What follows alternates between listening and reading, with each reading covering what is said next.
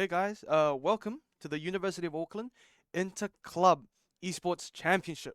Today, this is day one of the League of Legends tournament, and it'll be casted by me, Jinhu, and this is Jono. Sometimes you'll see him as Yureska on the games on here, but he will be casting for today because, he's more of a Valorant player than League.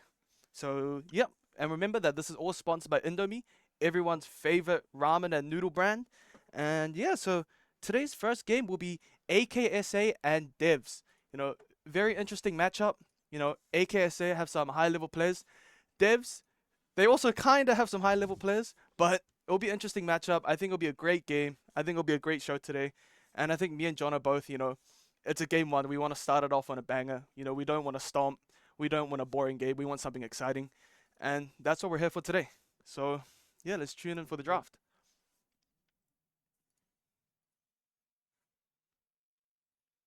So of course, I think the most interesting matchup for today, I think it will be in the jungle. So we have Sacred. He is a D3 jungle player, and of course on the enemy devs team we have Sorry, who is currently unranked, but he did peak masters at a certain point in the jungle. So I think the highlight and the most important matchup, of course, jungle also being the most influential role, and also those two also being their highest respective rank in their teams, I think will be very important, and I'll be very interested and how the games go on that side. Yep, and looking into it, they both seem to play quite a few carry junglers. Sacred primarily playing his Viego or Silas, as well as Sorry having a few Kha'Zix games, Lee Sin, Rengar on there. Hmm. Definitely a volatile matchup that we can be looking forward to here. Yep. So I'm very overall excited on how the draft will go. So of course this is game one. It's very different to pro play, right? This is just a regional. It's just a universe.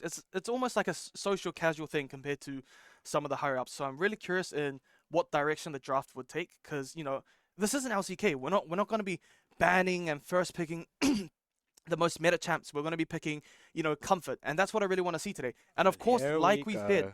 from devs, Sorry picking up that Rengar as the first pick because like we said earlier, he is a Rengar player. And as the master and as the highest ranking player on his team by a mile, him picking Rengar makes sense. And being able to carry through Rengar also makes sense.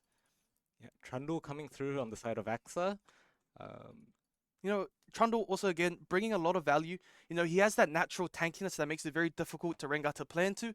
He has the pillar to disrupt team fights, but no, it was actually a Pantheon, which does a better job considering into Rengar because he does have that point and click CC. He does have that flex value as a support, a mid laner top, even a jungle now. But of course, he did get nerfed recently in the patch, so I am curious where they're gonna take this direction with the Pantheon. But I think it is a very good pick into the Rengar as it's something that can really well neutralize a master player on his Rengar pick. Zaya coming through could be hovering Sivir as well. They're definitely looking at a couple of champions here. Of course, quite. Ooh, Sivir is locked in. Yep. I really like the Could Sivir blind pick. be looking at a Sivir Enchanter bot lane here. Hmm. Very mobile champions on the side of AXA here with Pantheon with his Grand Starfall, of course, as well as Sivir on the hunt. Corki, Ezreal looking here. Yep. It Obviously, yeah. definitely could be quite a passive bot lane here, looking to farm, looking to poke. Hmm. Um, I Ziggs really do definitely like neutralizing the the lane quite a bit. I really do like the Sivir pick here, and of course, she has that spell shield. She has that, infinite wave clear. It's almost something that you can just sit back, relax, almost kind of guarantee your mid to late game spikes. It's something however, that once you do fall behind it can feel very suffocating. And again, Sivir, just a great neutralizing pick, and I really like what AXA is looking to do here into devs. And a Shaco pick coming from devs here. I don't exactly know the direction they're taking with this. It could be a Rengar top, flex and a Shaco jungle. It could be a Shaco support. But honestly, in terms of a Shaco support, I don't know how well he'll do into a Sivir angle. And with the Ziggs, considering, a lot of Shaco's abilities do tend to be very, choreographed, making it very easy for the Sivir to spell shoot it away. And then the Galio pick comes from YSH. You know, very obvious. He does have a lot of games on Galio, over 100 games alone this season on Galio. I think a Galio blind pick, it makes a lot of sense. It's a very good pick. And considering however, we've already seen Ziggs in the bot lane. The mid laner playing another AP champion can really upset the balance. So I'm not really too sure on a Galio mid lane pick into a likely AD mid laner anyways. And we've already seen a Corki hovered by Dibs. Do we really want to see a Corki into Galio, I just don't think that's the greatest thing that we could have done. And of course, the ban's coming through as well. AXA has already banned on. I really like that ban, but however, I'm a little bit confused because AXA's top laner also does play on. So maybe this is a sign that Pantheon could be going top, and maybe they're looking to draft their support and the jungler here. And then now Divs looking to make their fourth ban. And the ban's Darius. So it definitely could be banning for this Pantheon here. Not sure how the matchup goes too well, if you have anything to say about that in the top lane, Darius into Pantheon. But I'm not the biggest expert, but I do feel like Darius do usually pulls through against the Pantheon. Yeah, especially with that early game and Volibear ban and a coming Volibear ban coming. I think it's Very just interesting. they're really trying to push the top laner out of his comfort picks from Divs. I'm not the most expert on the Divs top lane champ pool because the OPGG was a little bit ambiguous, but I think definitely they are looking to pivot around this top lane by the looks of it. Could definitely be a top lane blind from AXA here into Devs. Yeah. So we'll have to see what they pull out. They could be looking some definitely Gragas, Aurelia. Most likely looking for an AP pick here already with the Pantheon Sivir drafted. Nico probably. And the Nico support does come through. OCE OPGG, that's the name of the support player, not the website. He has played Nico before. He has played Nico previously before. So I'm actually very excited on how he does manage to utilize that Nico. Of course, having a Sivir in the bot lane does mean that he can make this Nico work outside a lane, as a Sivir can sit back and farm, especially into a Ziggs lane. However, that Rengar can pose a threat of a dive, which does make it a little bit difficult for the Nico. And of course, Devs, I think it makes sense for them. A Yone pick comes through. See, now it can be a bit of an issue if they do choose to flex the Pantheon top lane. Because, Pantheon into Yone, it's very difficult for the Yone to try play through. And I think this draft, as of right now, it looks a little bit better on AXA's side. And again, Yone being drafted top lane, you don't want jungle, mid lane, and top lane to all have the same type of damage.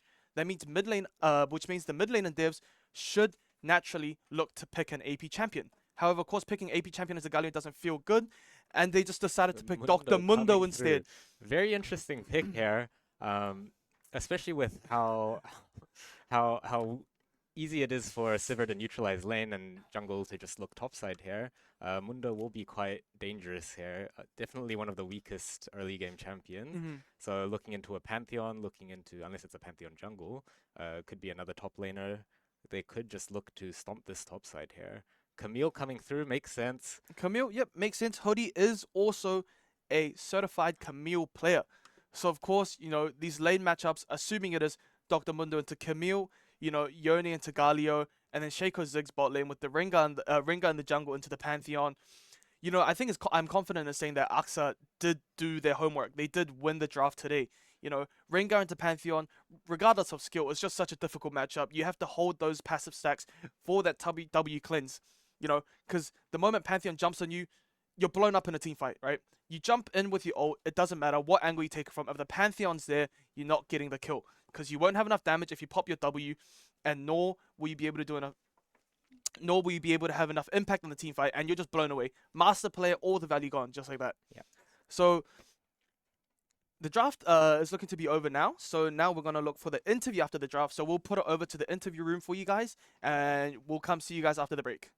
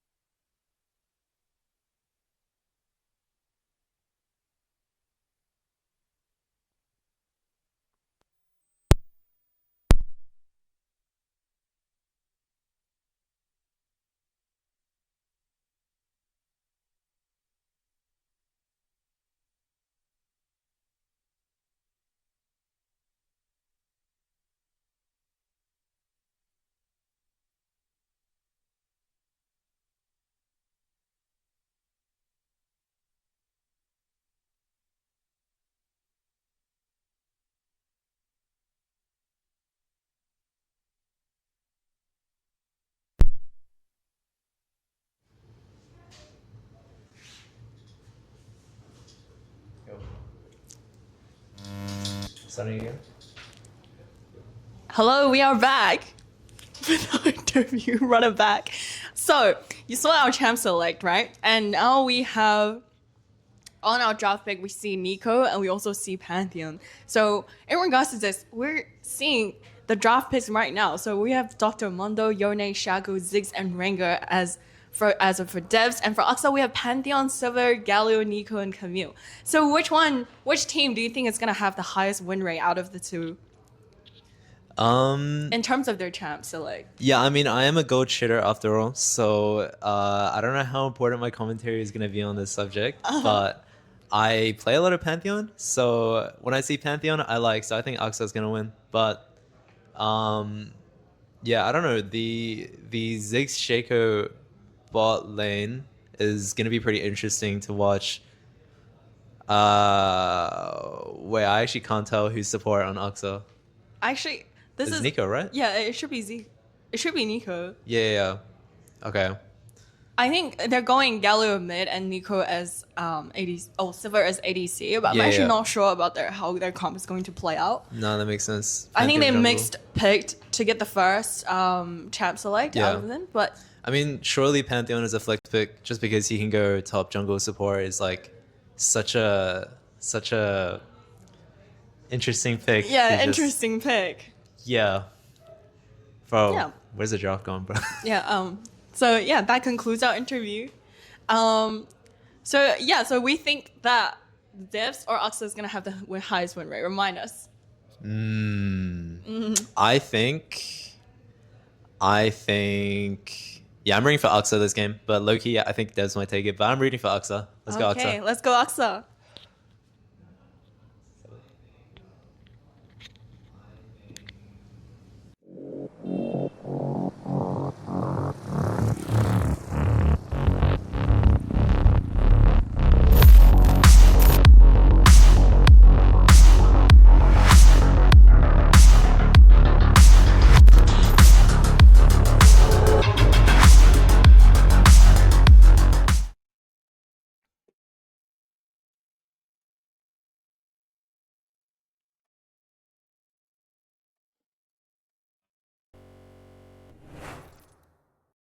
Yep. So the interview team, they said let's go Axa. I say fuck that, let's go Devs. I like the Devs much better here. I think the draft was so much more innovative. You know, we're not seeing that we're not seeing stupid counter picks, you know. Who the hell picks Camille into Mundo, right? It's a tournament, you're here to have fun. Why would you put Camille into Mundo? You know, you're ruining it for yourself and everybody else. But of course, that's just banter, everybody. I'm excited to get into the game, right? Of course, the draft is looking very interesting today. So, assuming the top player matchup is Mundo Camille, of course, it'll be a hard stomp for Camille once he starts getting those levels up, as her Q true damage conversion does scale with level. And then the jungle matchup, the Rengar being the Feast or Famine champion, Pantheon always going to have value with the W. I'm interested what a master player can make use of with the Rengar. Yone Galio, I personally think that Yone does have the slight edge in this lane matchup, but of course, Galio always has value with that spell shield, especially into a poke champ like Ziggs. You know, I feel like Galio will do a really good job neutralizing the Ziggs, you know, and also having that follow-up ult in the case that Pantheon does choose to jump in or Camille does choose to jump in. Of course, Camille ult and Galio are having perfect synergy. Because, you know, as Camille, the Hextech ultimatum, traps someone in the ultimate zone, it's a near guaranteed hit for Galio ult to connect as well. And then Ziggs, Silver, just a permanent farming matchup. A bit of a boring lane, but it will get exciting later on towards the mid to late game. And then the support matchup, Shaco and Nico, I'm expecting both to be permanently roaming outside of lane. Alright, as we get into the game here, we see some heavy damage taken on the side of Devs. Winky Wonk already losing about 1/3 of his health bar. Yep, so a lot of fighting has already occurred. You know, we see Hoodie Snatcher and Winky Wonk. There is a bit of a rank disparity between some certain lanes, but we see Silver already securing the push, and then a quick trade from coming in from Galio. Yeah, Electric proc comes through, quite a bit of damage onto Yone. You can see on the bot side, both wards already been used in the bushes here. Could be looking for a potential gank early with Pantheon pathing down. And we see Pantheon and Rengar both pathing downwards, you know. Rengar now currently looking for a cheeky invade onto the Pantheon. He's done his 3-camp clear, the fastest 3-camp clear, I believe, for Rengar possible. Yeah, and he is looking to contest the blue buff. Here. And looks like Pantheon Will be is a bit being scary pushed with off. the bot side having no prio. The bot lane ping's coming in from the Nico, and the Galio moving down as well. Coming up. Sorry, can't be there. He needs to leave. Yeah, knockup comes up from Galio. And the stacks Taunt are coming comes in, through. electrocute. And the Flash. chainers, and Sorry's gone Sorry's out of the dead. game. Alrighty. As Nico looks to take a back here, same with Sivir, coming back with a extra Cull here, looking just to farm probably. I think the lane for Yoni is looking kind of difficult here. Of course, the Rengar's just been killed recently, so it is quite difficult for the Rengar. And of course, Yoni does need that bailout from the Rengar right now. He has no pots, you know, he's down 9 CS. And the wave has crashed under his tower, and Galio is taking this recall. This top lane wave looking a little bit rough for Winky Wonk here, slow pushing into Camille while he's 1 HP. Might be forced to take a back TP here, missing some cleavers. The Bot lane looking to get Pyro back. A little bit interesting on the rune choice for Ziggs here, especially into a Sivir with First Strike. Not getting much value from that. And the flash we just saw come out from the Mundo, you know, of course, when the grappling hook does come out from Camille, you know, the stun, when it connects, you know, regardless of it actually CCing you because of Mundo spell shield, that gap closer alone is a big threat to your lane. You know, it's a big threat to your whole HP bar as a whole, especially when you're playing a tank into Camille, regardless of your level, despite it being early game. As the timer gets closer to 5 minutes, we might see some interesting moves here as the first objectives start to spawn. Definitely could be interesting if you see a lane swap come out from the side of AXA here, especially with their Camille on the side lane, could be looking for grubs. There is the Rengar lane gank possibility here. A lot of damage coming out though. It's just how willing are they willing Definitely to move possible forward? to 2v3 this time. The range is there, just a centimeter forward. Ooh, Spell Shield comes out from Sivir early, could be a little bit dangerous now. But the Nico clone, he's discovered, they have to go now. Rengar comes in. And the Gets connects 10, come straight through, and the Nico's taken down, and the Silver Barrier Barrier comes comes through. Ignite, Flash.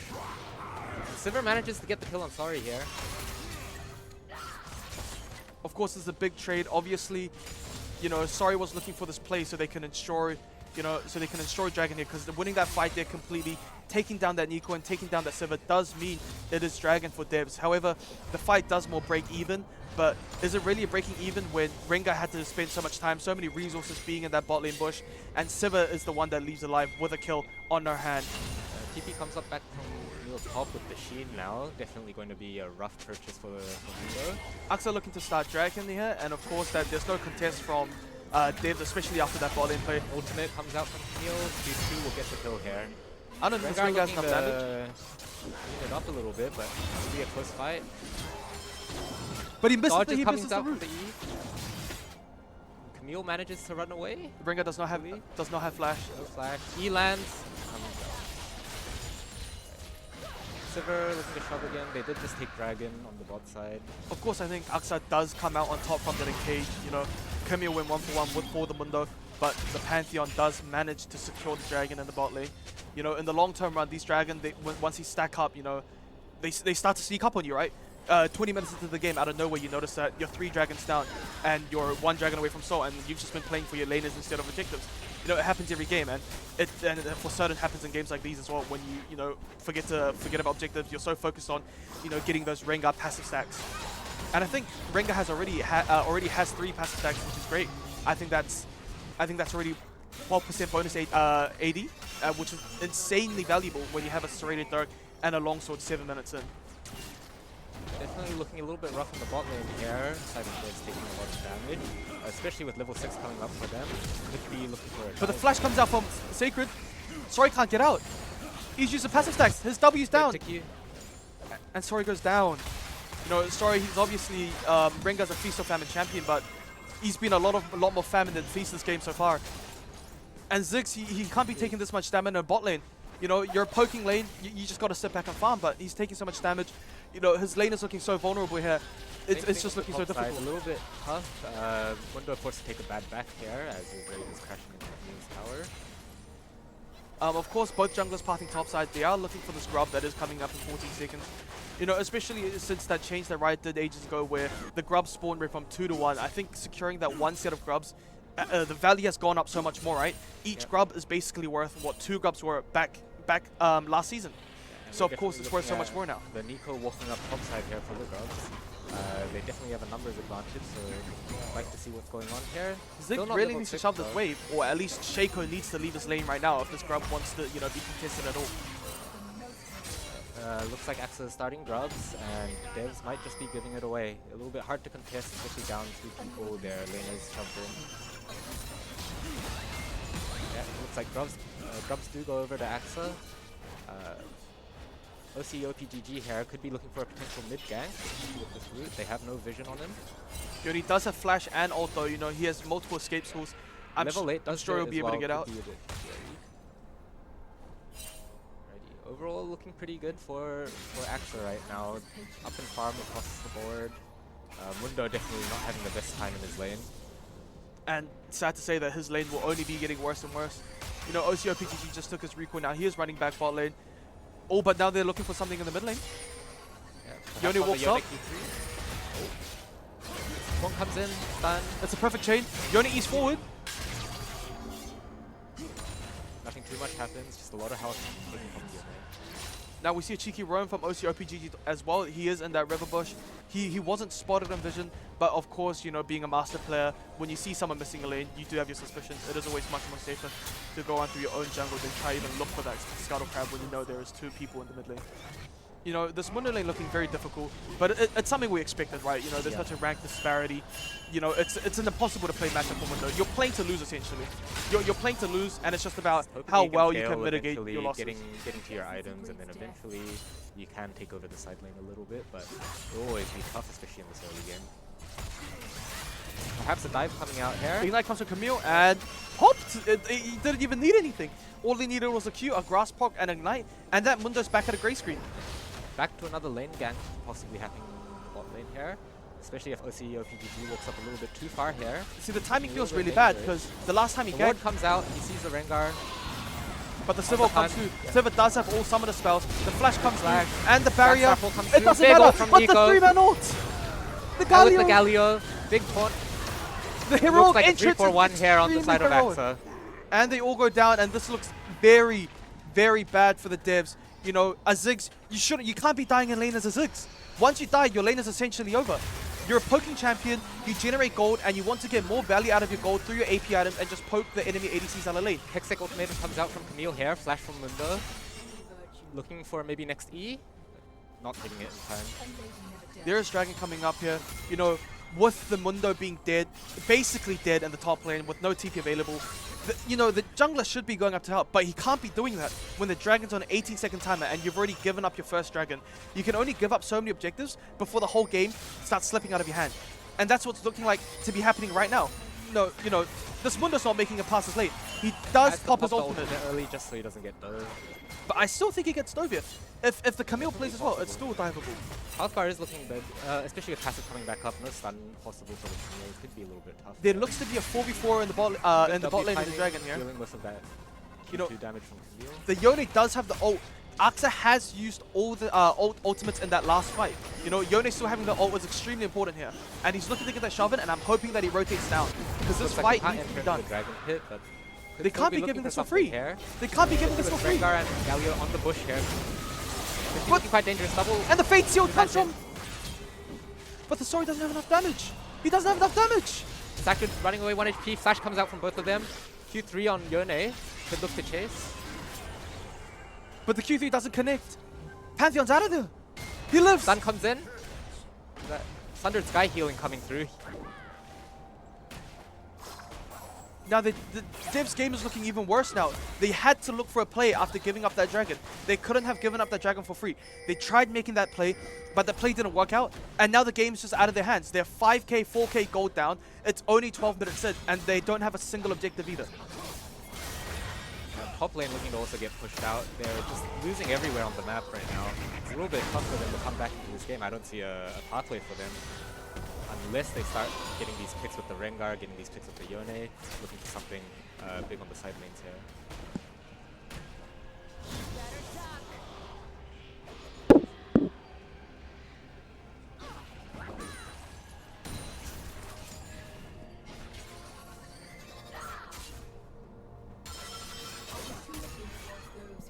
Again, these ultimates coming back up on the side of AXA.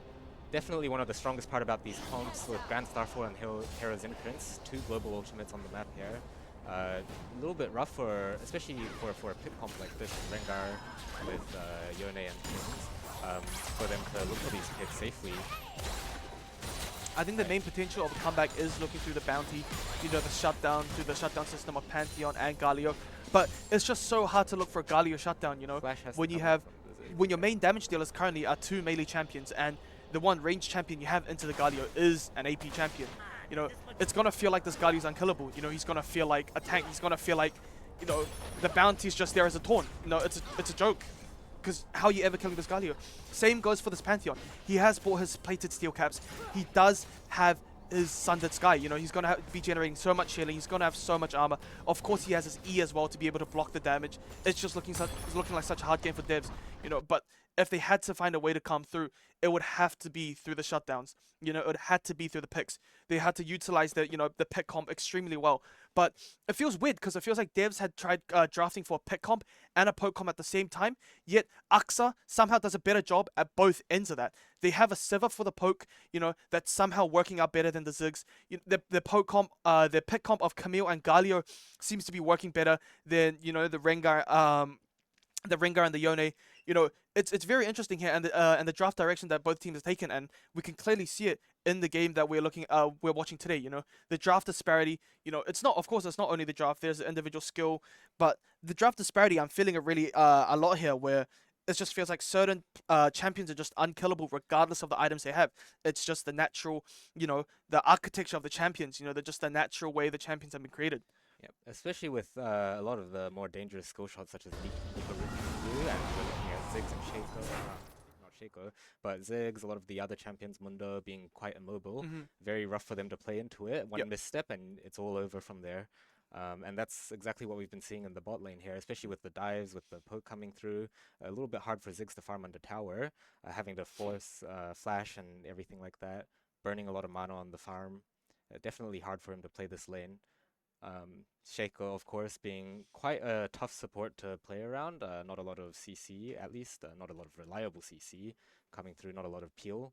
So definitely quite the tough lane for them. It's time to see how they close it out. Herald should be coming up soon. I think the main way that, you know, that the devs should try approach the teamfight is, they shouldn't. You know, a team fight is not possible. I think with the comp that the devs have into AXA, a team fight is extremely difficult. I just can't find a way they can win, you know? Sure, you got backline access to the Sivir, but now there's a whole Galio and Pantheon running over your team. Sure, you popped your Pantheon, but now there's a whole Galio and Camille running over your team.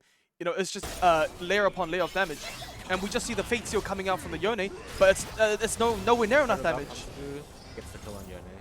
And now we just come back to the game and we see a Camille with 200 gold bounty. We see a Sivir with a bounty. We've already seen the Pantheon Galio with a bounty. I've explained to you before, they're not killable. It's just a global taunt for the enemy team to try to look at them and go for them.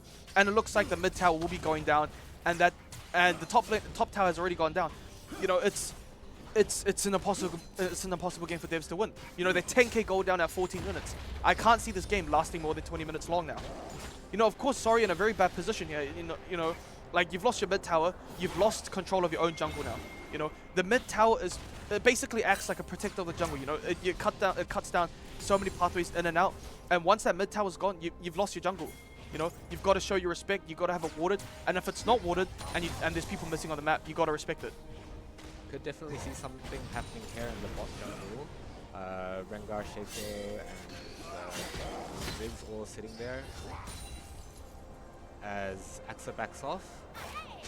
Sorry, trying to salvage whatever he can, but looks like most of it's gone, especially like Jinji said, with that mid tower being gone. A lot of vision, a lot of map control being lost here. And with, of course, you know, 2 towers at 14 minutes, you know, that's impressive, right? That's basically when the plate's full. And I think that's where we truly see the value of grubs. We truly see why you shouldn't be actually giving up those objectives like that. You should be fighting for it. And if you don't get the objectives, you should at least, you know, look for a fight as they're on their way out. They tried doing that in the second dragon fight, but of course it didn't work out. You know, but those grubs values, that true damage and the grub spawning and tanking those extra tower shots really coming through. You know, they popped the mid tower instantly. They popped the top tower over time. And in a matter of a minute, the tier 2 mid tower has already been chunked to 50% HP. You know, like, where does it all end? You know, where does it all end? Why is it's crumbling all away? And I genuinely don't think there's a way for devs to slow it down, let alone stop the crumbling of their base. Especially if they're trying to look for these picks. I mean, they can't team fight, especially not into the Galio ult, not into the Nico ult. They can't side lane either, especially with the Mundo into Camille. He just hard loses that matchup every time. Yep. Yone into Galio, perhaps a little bit playable, but even then, Galio will always have value with his ultimate, especially if they want to look on the other side of the map, look mid or anything. He'll have to force out a Yone TP if he wants to match. So definitely looking like a very, very tough game for devs here. They could be most definitely looking back to take some control, especially with the Shaco with boxes. Can definitely get some boxes around in the jungle, get some vision around. But of course, very dangerous job for him to take here, especially against the Pantheon, especially against the Camille. Yeah, so the game is looking very difficult for the devs. I think it's over, you know. It's just a consolation. Everything that's going to be given to the devs now is just consolation. But again, I think they just need to keep looking for the shutdowns. Yeah. I think, you know, of course you have the Rengar now on your team, and Camille being an insanely hardcore dive champion. I think the easiest shutdowns will be found through the Sivir and the Camille. But of course, you know, to get to these champions, since they are so strong and so much more ahead of you, you have to invest so much. But the question is now, if you invest so much to get on top of them and kill them, how are you going to get out away from the Galio, from the taunt, away from the point and click Pantheon W? You know, there's only so much you can do. And I think that we've seen it in the skirmishes, you know, regardless of the, you know, the items they had, regardless of the golds they had, it just felt like a champion diff to me. You know, they were in the jungle, they're looking for those fights. You know, it doesn't matter how good the Yone is. Once he E's in, he Q3's in, you know, he does the Spirit Cleave, he does a Fate Sealed. It doesn't matter when the Yone is E'd to be knocked up by the Galio, then taunted, and then the Pantheon jumps in. It's 3 seconds of layered CC. You're not surviving that, no, regardless of who you are. And then the same thing applied for the Rengar, of course, you know. He tried to invade, but it's just not happening into the Pantheon. It's just not going to be happening, you know, into the Galio, especially the Galio with the insanely strong roam potential. And we saw the same thing, you know, we saw that thing multiple times throughout the whole game. All right, getting back into the game here. We see what's going on. Herald coming in from behind, looking to dive Winky Wonk. Mundo is Flash comes so through, W dead. heals. Not enough for him to live here. You know, it's just... All right, looking like a tier 2 top tower for AXA, as they're slowly taking over more and more of the map here. No. Again. Over the time, I can see that they've even taken the mid tier 2 already. You know, it's the game again. The game is crumbling. You know, we went from 2 towers to 4, and the kill from the devs only went up by 1. You know, they're trading everything for nothing. You know, they're getting finessed by AXA. They're running away with a robbery, you know. And now, of course, Dragon is back up, so they do have to reset after opening up the top lane. The Yone will have to push that wave out. He should be looking to stop this recall here, but it doesn't come through. He did not have vision there. And now it looks to be the Dragon should be fully secured for AXA. Yeah, especially with no TP on this Yone. Mundo only coming back up in 10 seconds. Everything should be gone. But I think at this point in the game, they really got to look for the Hail Mary on the Dragon. Because, you know, once you've given up this Dragon... they're at soul point now, and what are you gonna do for Dragon Soul? You know, are you gonna force a fight then when they're much stronger than you? You know, the Sivir's about to get IE soon. You gotta do something here. You know, they're only getting stronger. Looks like they're giving it away with Rengar backing in his jungle right now. Can't do much about it. And the Ziggs TP bot lane, which is very risky, because, you know, at this point in the game, the towers are obsolete. You know, tower shots mean nothing. You know, and then now with the Dragon dead. You know, once the Dragon's dead, the Ziggs is going to be so diveable. And it looks like the Camille might just ignore the Ziggs and look for the dive herself. Yeah. She does have a Hextech ultimatum coming up soon. A lot of damage from Ziggs' whole rotation.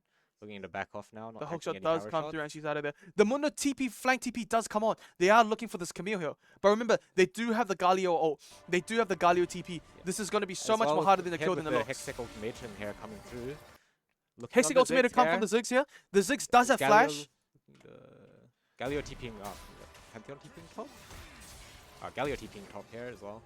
Ziggs flashing and the flash comes out from the Zed, but it's not enough. The hookshot does connect, and the Ziggs does go down. Another big mistake from Ziggs. He should have never been there, you know. We know that at least 4 people running towards Dragon. Sorry could be looking to salvage whatever he can from this fight. A lot of damage coming through. Of course, the Nico ult.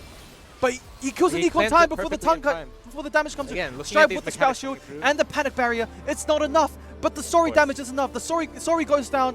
Stripe is still kiting back. You know, but the Mundo's unkillable. A flash comes out from Stripe. Hookshot comes again. The Mundo goes down. There's not enough damage. Only the Shaco's left. Only the Shaco's left. And he has to back up. And the fight's over. And the whole Definitely good time, look to kill Sivir Pantheon here. was He gets still another at Dragon. Deceive coming up, but no, it doesn't look like he's able to get it. This whole time, Pantheon had ult. He was sitting in Dragon. You know, he believed in his team. He knew that they didn't have enough damage. He knew that they were gonna win that fight regardless. You know, that it didn't matter. He didn't need to be there. And instead, he's looking for ultimate. He's looking for the Grand Starfall in the mid lane. Looking to take out this Yone by himself. Yone doesn't even have his pops first item lead. yet. Definitely looking like a kill for Pantheon here. W And it's not comes even through. close. It's a massacre. Yone does have Fate Sealed in his arsenal. He might look to Q3 and Fate Seal out. He doesn't know that the Sivir. He misses a Q3 back. Sidestep by the Pantheon. Spear comes through. And it looks to be over. And he misses the Q. And that is Yone down. Looks to be a near ace from Axa. They give the kill to Sivir here. But he Fate Seal Seals out. comes through. Could be a possible escape here. Sivir looking to chase. Yone trying to get into jungle here. But at this And point, looks like he's out. the Yone doesn't even mean anything. He's 0-3. You know, he's 10 CS down. He's probably worth 200 gold at most. You know, why would you be doing that with, you know, there's so many towers, you know, so many inhibitors, so many waves up for grabs. The Yone does manage to get out, but honestly, at what cost? You know, dragons, not dragons, sorry. Alrighty. Looking to reset on the side of Axa here. Especially even again after that last fight, Galio choosing not to pop the hero's entrance, choosing to just TP top, push the wave all the way into their tier 3 inhib towers. It's looking like Axa has just completely taken over this game. Looking to move bot as we see Camille, Sivir, and Nico here, looking for the pick on the Ziggs possibly. The Ziggs He is quite far overextended up, once no again. vision. Yep. This time he has no Again. summoner spells. I think in this situation, he really should just hold his ultimate, you know, look for that next miracle team fight. Yep. It's in case it comes. I don't think it will, but in the case it comes, he really should just be holding his ultimate for it. Again, Root comes through, stun guaranteed to land here. And he does pop pops the the ult, doesn't even pop the Doesn't- Camille doesn't do any passive, and damage he at does all. go down here. Yeah. Sorry is looking for a kill here.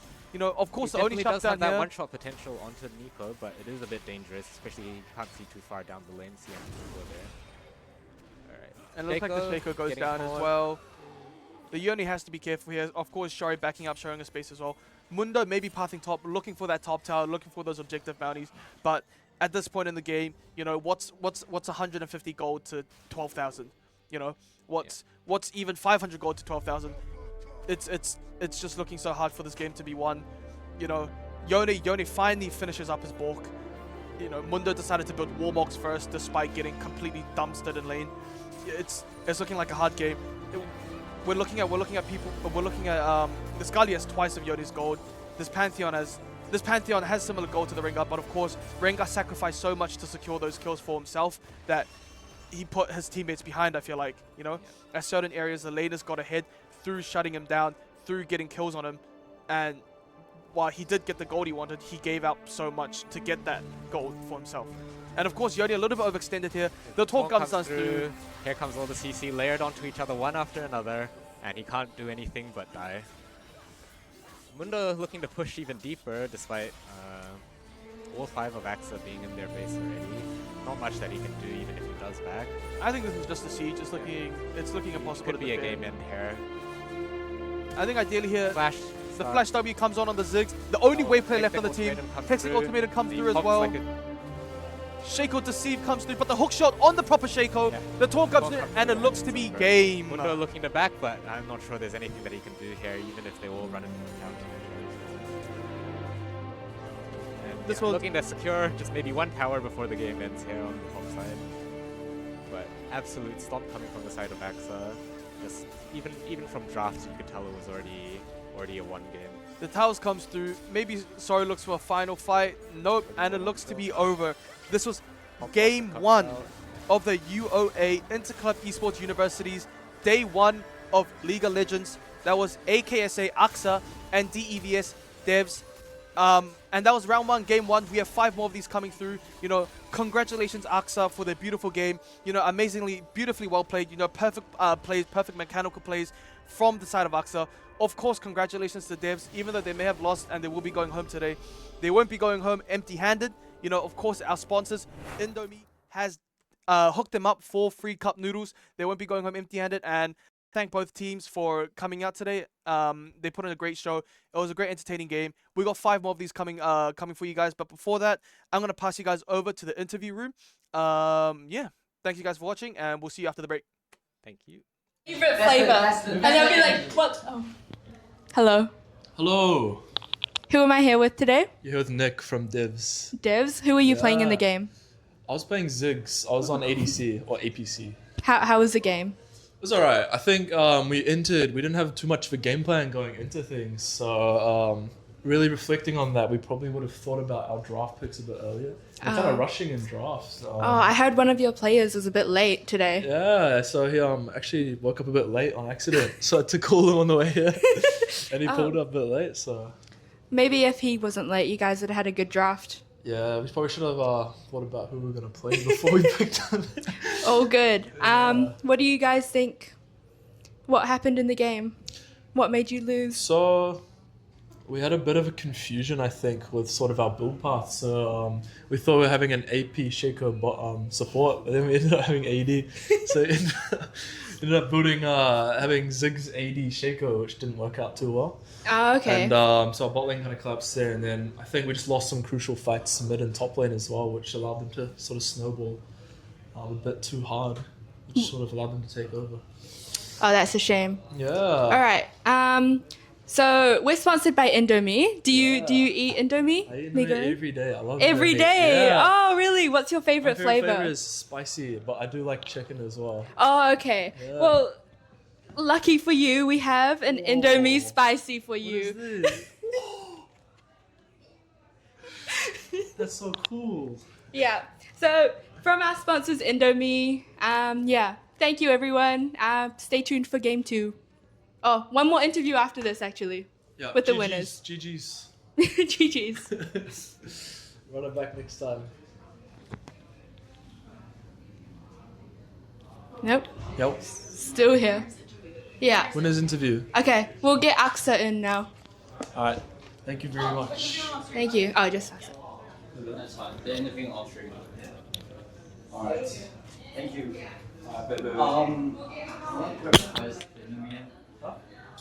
Because you guys get like 5 as a team. So I don't think they really want to. I'll just take one. But then you can take 2. Huh? You can take 2 if you want. So I'll just have one.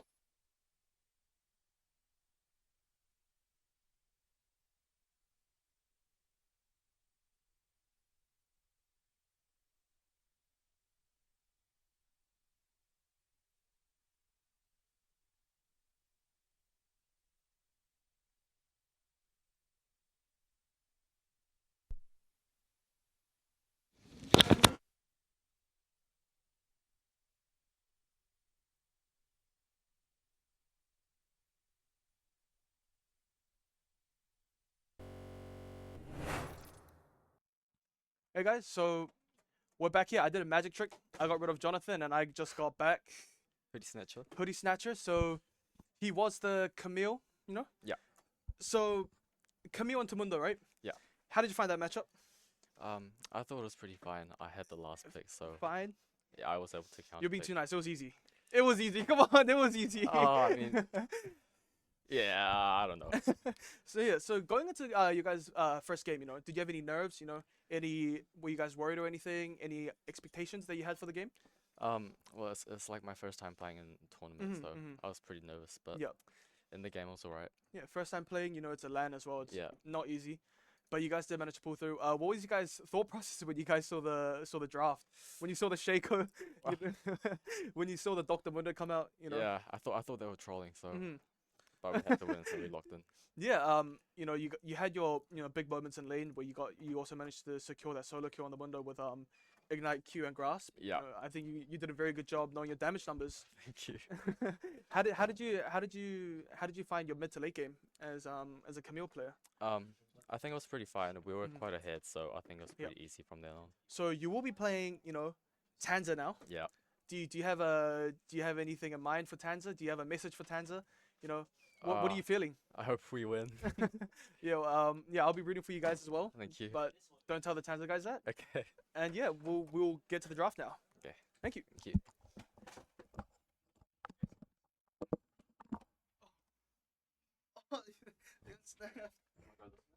Around. Sorry. Pick a lot, bro.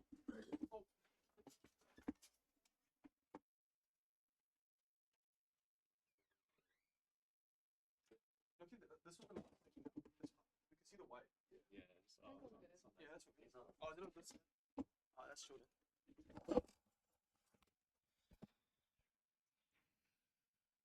Do you know the hotkey for Sean?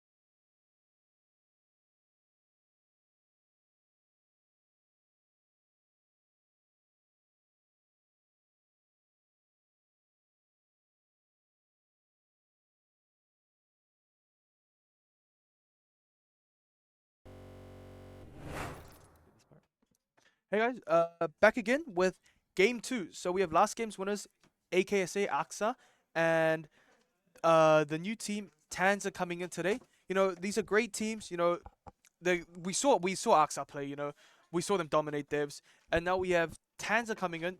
Tanza, you know, we're seeing common names. You know, we've seen names that we've seen before. We've seen Kobe Mainu, we've seen Tim Tams, you know, we've seen Frosty Pigeon, Caleb Euban. These are all players we've seen before. And in fact, they won the last League of Legends tournament. And, you know, they're looking to 2-peat here. You know, the legendary status of a 2-peat. You know, a 2-peat is arguably 10 times harder than just winning individually twice. And now we'll get into the draft. So, looking into draft here, it looks like Tanza won their coin flip. They're starting off on the blue side here. First pick, like, looking interesting here, looking at what they want to pick. Definitely a lot of high priority picks, especially with Frosty Pigeon, I believe, being an Anivia one trick. So, if they can get that onto the board. Looking at enemy team, they might come through with some interesting bans as well. Wukong coming through as always, just like how Devs did it. Might see a Galio ban this time as well. Might see some interesting things come here. A Galio ban would make sense, you know, because Frosty Pigeon is an Anivia player, right? A Galio does. It maybe, of course, it's not a dominating matchup for a Galio into Anivia like he does for a lot of mages, but of course, it's just a matchup that you ideally don't want to be playing in, you know? That utility with that spell shit is a lot. And of course, the Anivia ban comes through, and then a Pantheon ban comes through from Tanza. Of course, Pantheon is just a champion you don't want to play into, right? And then an Ivan ban comes through from AXA. Interesting ban here. Not sure if Tim Tams does play that much Ivern, but definitely could be a scary pick. And a Trundle ban does come through in response. And now AXA for their final ban before it does go over to the picking phase from Tanza. I think, you know, once again, the main matchup for today will probably be the two junglers, similar to game 1 between Tim Tams and Sacred. You know, of course, Sacred, he played a great game on Pantheon last time, and we know what Tim Tams is capable of. We have seen him perform in the finals before. We've seen him win in the finals before. So yeah. So of course, Silver Pick coming through first, and AXA did make their final ban Smolder. No, Caleb is a Smolder player. He has played a lot of Smolder recently. He does like that Smolder, and of course, with the ADC being with Smolder being bad, they decided to go with Silver first. You know, Silver's also a take staple. away that pick from AXA as well, especially seeing how that Silver performed last game, absolutely dominating their lane. Trying to take away the Lulu, but there's of course Silver with an Enchanter, very scary pairing. But Euban on the side of Tanza definitely does play a lot more engage support, so it'll be interesting to see what they cook up here with the Silver lane. Could be a Rakan, could be looking at a Braum or something. Lulu, of course, notoriously very strong early game, so will be quite tough in this lane. With Lulu, of course, there's a lot of ADC pairings, you know, like obviously, you know, everyone knows Lulu Cogbor and Lulu Jinx, as I was just about to say, as the Jinx pick does come through. You know, and now the looks to be the Belio into Sivir. You know, it's another pick where it makes it easier for Sivir to completely neutralize the lane, or even a Yuumi pick, which also again helps Sivir neutralize the lane. You know, I think it's just going to be another neutral bot lane. Of course, when you even look at last game, even though AXA did completely stomp Devs, the Sivir did have the lowest amount of kills coming out of laning phase, because you know Sivir just naturally as a champion Elio does pick not comes have those through, kills. thank God. Nobody wants to watch a Yuumi lane.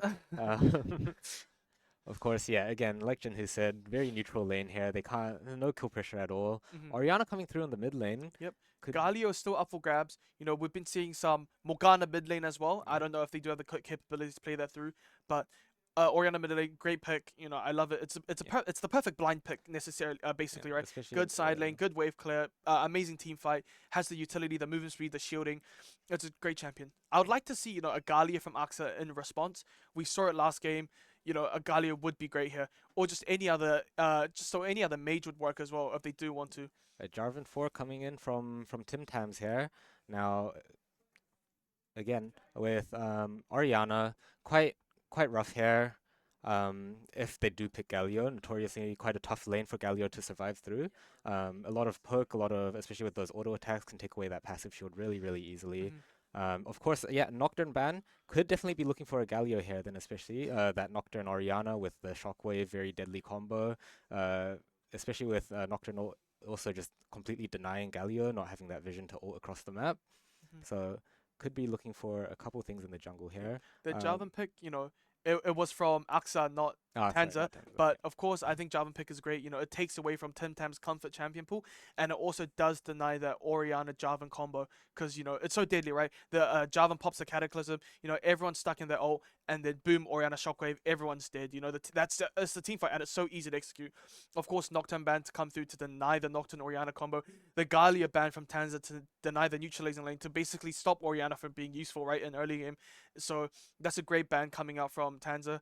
AXA looking to do their final ban. They do have their top lane and their mid lane. They're two solo laning up for grabs. So I think a ban in those two lanes makes sense. But a Zac ban does come through here. I guess they are just trying to ban out that Tim Tam. Like I said earlier, the jungle is like the main role here, I think, to watch. You know, it's the two roles that are competing the most, I think, here.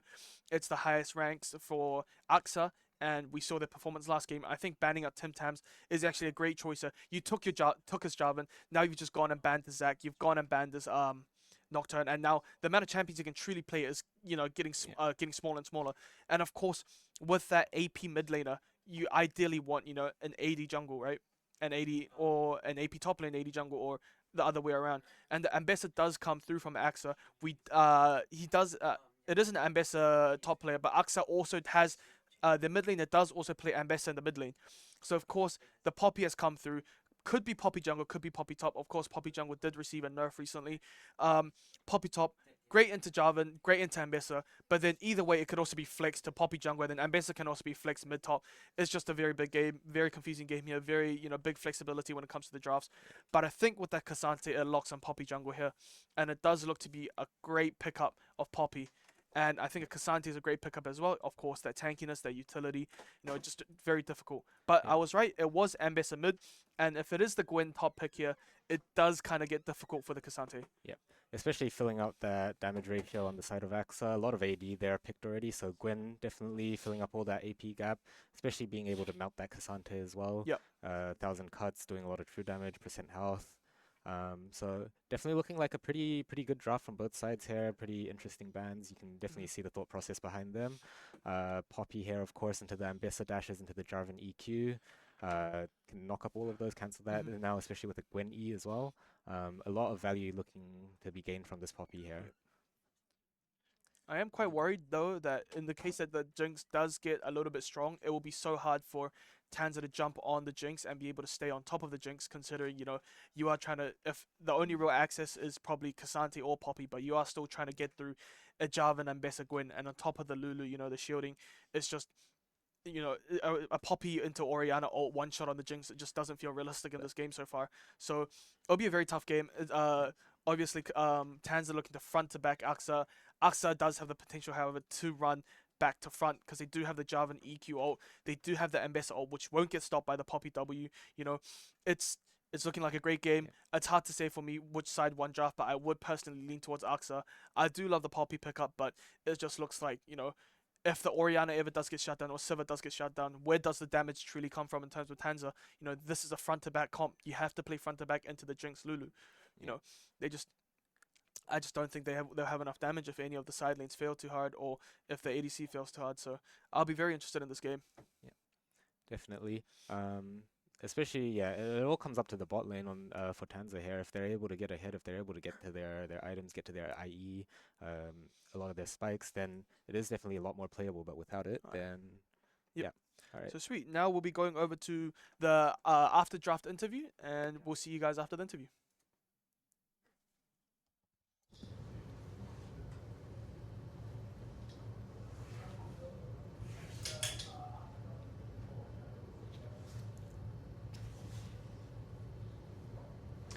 Oh, damn, I look pissed. Okay. Good afternoon, ladies and gentlemen. Thank you for tuning in into Interclub Esports Championships 2025. Who are we here with today? My name is Alvin, Alvin? aka Dante. Alvin? AUEC. Dante, nice Yes, to meet sir, you. yes, sir. Nice to meet you. So, what do you think about this game's draft so far? This game's draft, quite honestly, I didn't really see it that well. You don't really see it that well? It's not up right now, but from Yeah. my memory, it's pretty solid, both sides. Pretty solid. Sivir, Jinx, very classic ADCs. Yeah. Interesting. The only thing questionable was the Ambessa mid. I haven't seen that one before. Ooh, Yeah. I see. But apart from that, it's pretty solid. Fair. Okay. And overall, how do you think, like, what do you think about the bracket for League of Legends? The bracket. Yeah.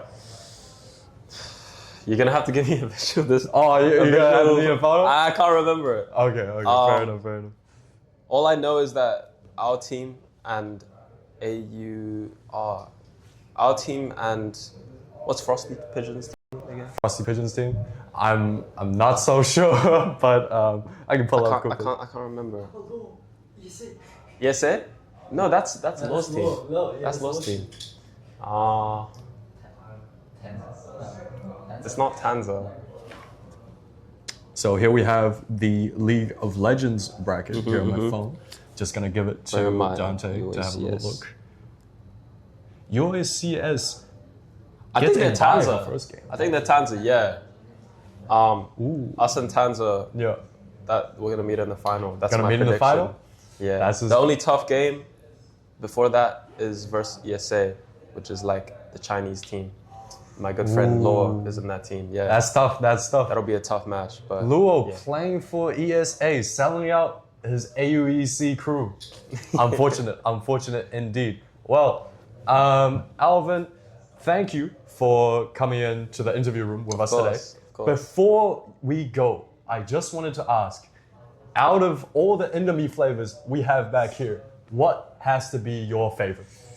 My favorite, it's got to be the red one. The This red right one? here. Ooh. Yeah.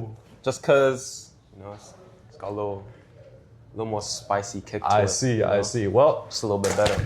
fuck. I appreciate it. All right, thank you for coming Thank in you with very us much, today. bro. Thank you very much. Thank you. Yeah.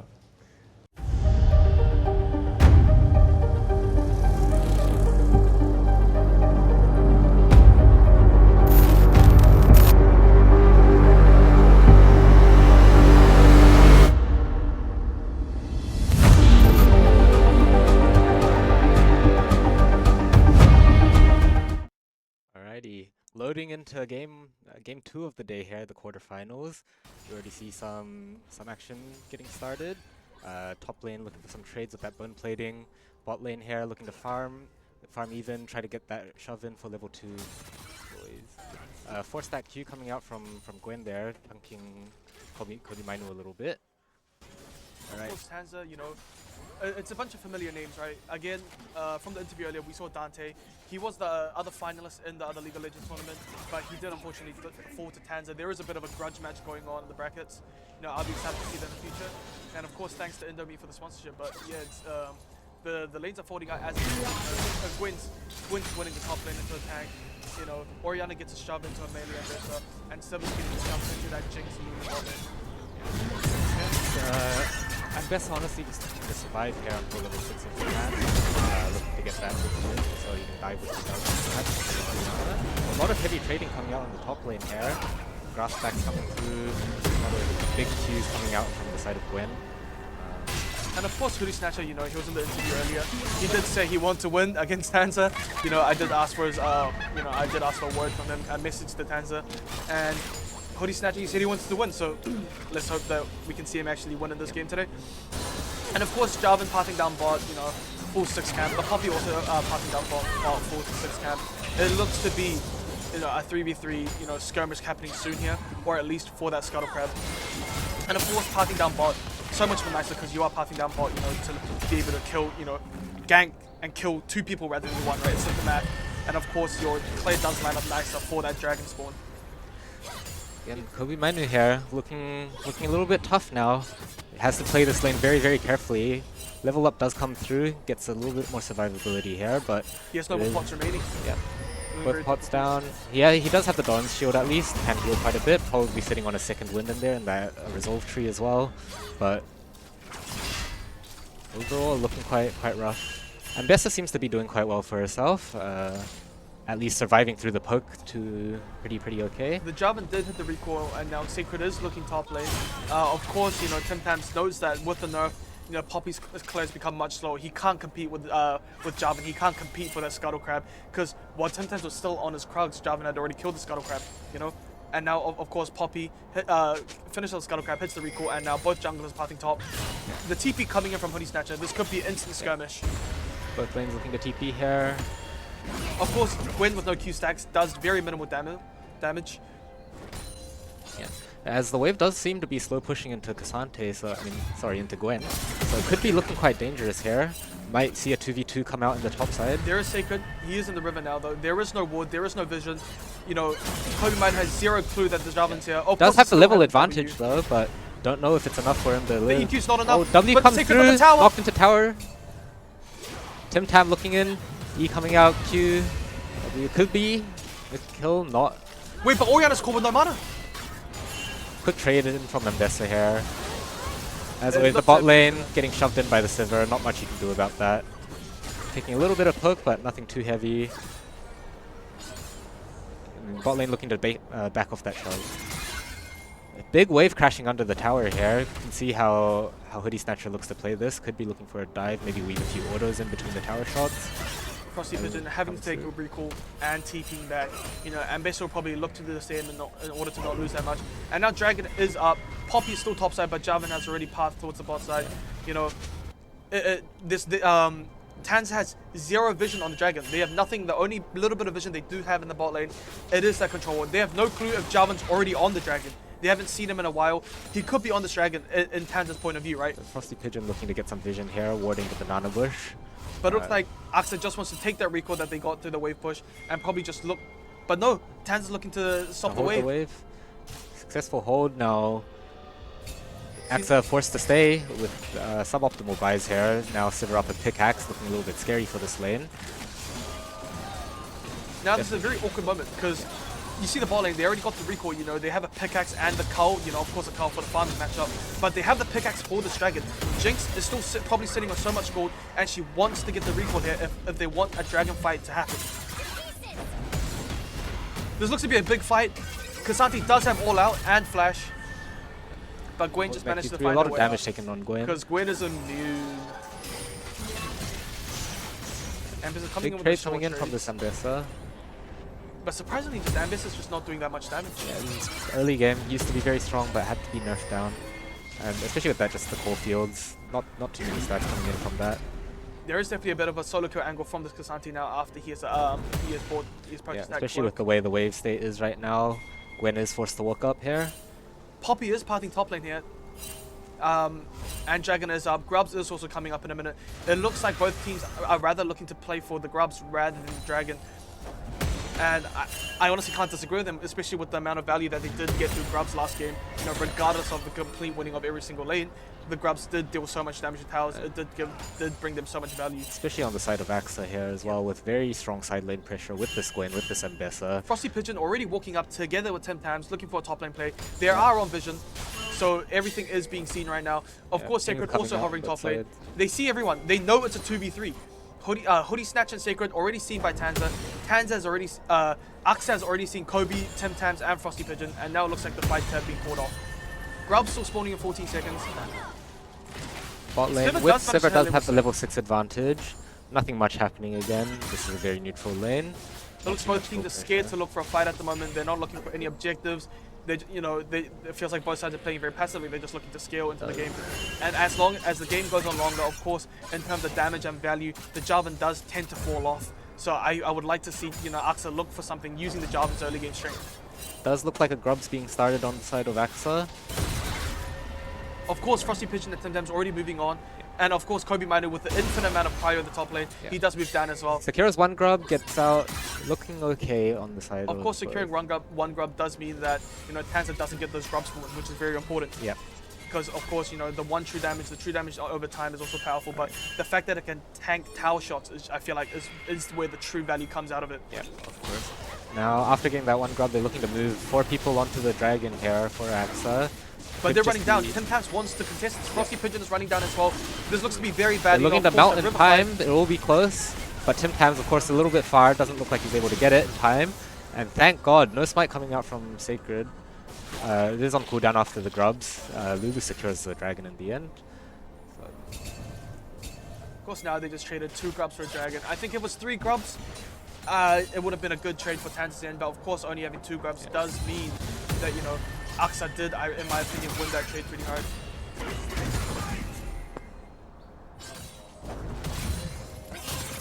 Kobe Manu taking a lot of damage here. On the side of CS, bot lane looking like it's falling behind a little bit. Jinx already down 20-something CS in 10 minutes.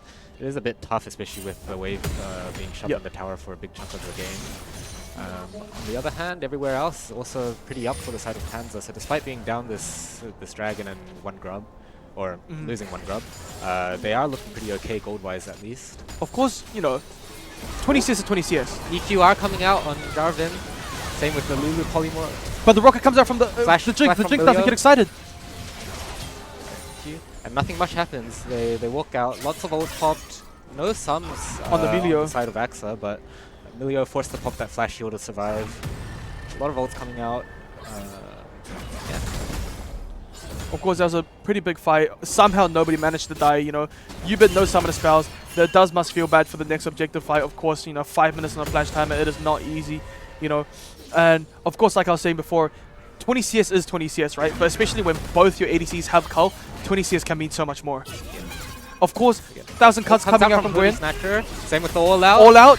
Kasadi W Big connects. W. Looking at that true damage. And the flash coming comes out from the Gwen, and it looks to be the fight is over. Of course, Poppy pathing top, Jarvan pathing top. They see the value in these ganks. You know, they're both looking so killable. Of course, Gwen with no flash, more killable than ever.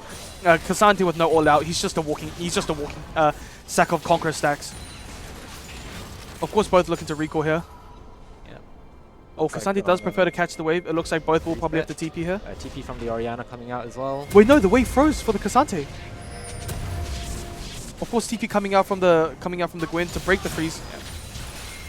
They could look for an angle. Frosty Pigeon. Oh, The ult comes through. on the side of Ambessa. Jarvan does not Lands. have ult. Frosty Pigeon does walk out. Keeper's verdict Keeper's coming from verdict Poppy charging. does get cancelled, so it does get put on a 5-second cooldown. It is not the full duration, so she will have it up for Dragon. Gwen looking to move down. Nope, it's just a deep ward. See, now Dragon is coming up to 2 minutes. Of course, I like to think that, you know, the second Dragon is where like the game turning fights start to happen, right? You've actually developed, you know, people who are a little bit strong. They've already built their first item now. It's when the true fights happen. Yeah. And of course, Kobe Mane, he has completed his item. You know, that AP shield, you know, disgustingly annoying for AP champions to play into. It's just like it's like a Warmogs on top of your already big HP bar, right? So it's extremely frustrating to play into. I think that will help secure, you know, Kasante get a little bit easier of a laning phase, because of course, you know, Kasante's only a tank when he's in base form, right? When he ults, the matchup does begin to shift over time. Yeah. Again, popping these bone platings, popping these small trades with his Q. Does look like the matchup is getting quite rough for this Gwen, especially because Kasante just doesn't need to build damage once he has the ultimate come up. Yes. Yeah, so he's a bit unkillable right now. Has a lot of kill potential with his cooldowns whenever they come up. So it is quite tough for this Gwen here, forced to pop the W. Alright. Again, wave is perma-shoved on the bot lane as well for the side of Tanza. They always have prio. This dragon coming up in 1 minute could be looking quite good, especially with the Essence Reaver being completed on the side of Silver here.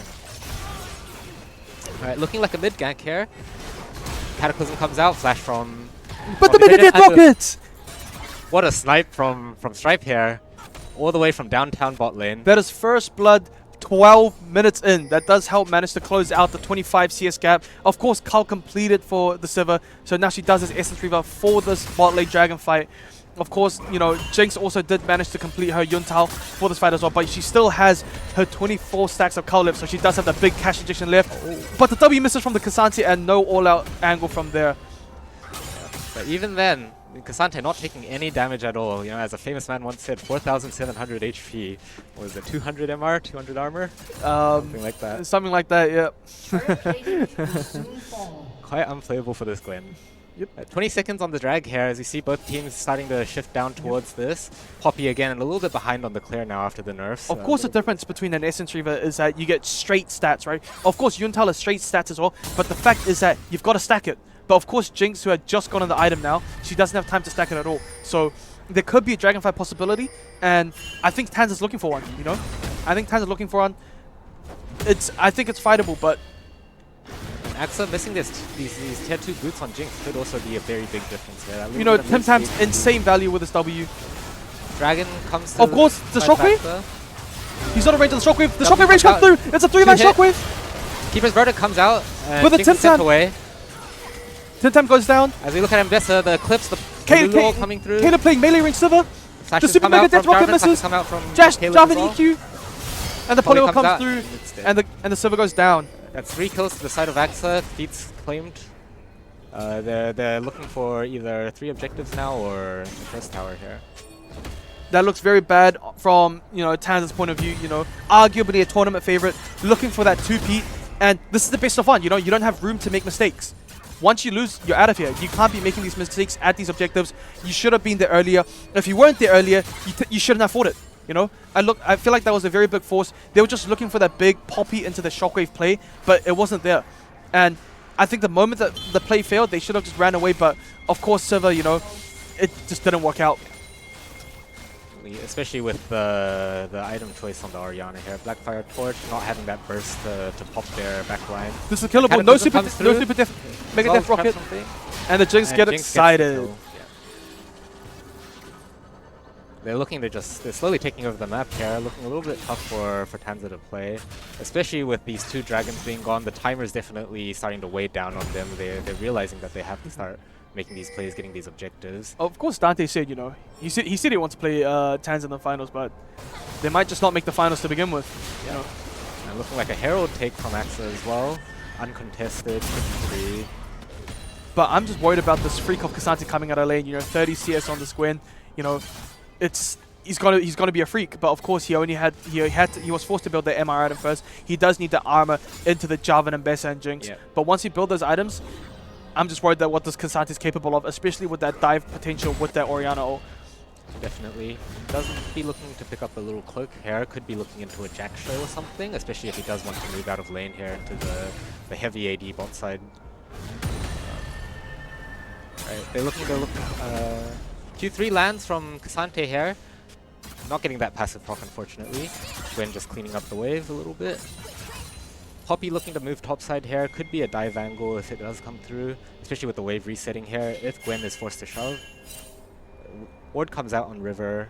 Doesn't look like anything will be happening, at least.